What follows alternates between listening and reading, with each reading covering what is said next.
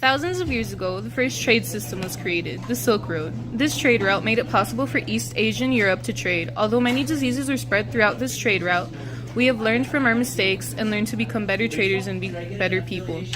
We are able to trade and spread our culture throughout the world and make the world smaller. No. Oh, that's perfect. Now we're in present-day America to understand the concept of NAFTA better. We are here talking to an American representative of NAFTA. Please welcome Kemp Ossible. Hello, my name is Kemp Ossible, and today I'll be talking to you about the benefits of NAFTA. NAFTA has benefited all the countries involved, especially me, because we don't have to pay the ridiculously high tariffs on the goods we import or export that can be up to 250%, which is not good for us, which makes NAFTA extremely beneficial. End it now! Now would you please tell us what your major imports and exports are with Mexico and Canada? Gladly. Our main imports with Mexico is machinery, oil, and agriculture such as beans, and then our exports to Mexico are machinery, oil, and plastic. As for our exports with Canada, it's logs, mineral, and food such as grains, cattle, and fish, and oil and gas, and we import goods and technology.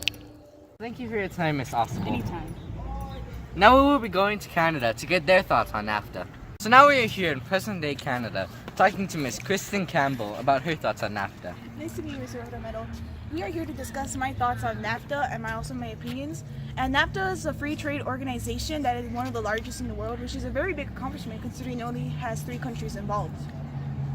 Nice to meet you, Ms. Campbell. Now, would you please take the time and tell us their major imports and exports for both Mexico and the U.S.? Gladly, Mr. Rotomedal.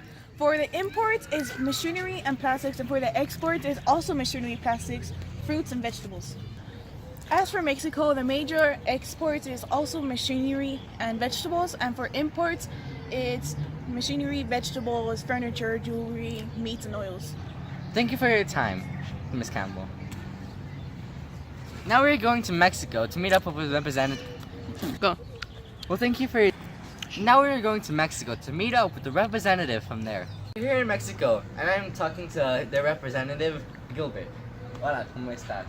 Sorry, I speak English. My apologies, sir. So, can you tell us about how NAFTA has benefited you and your exports and imports?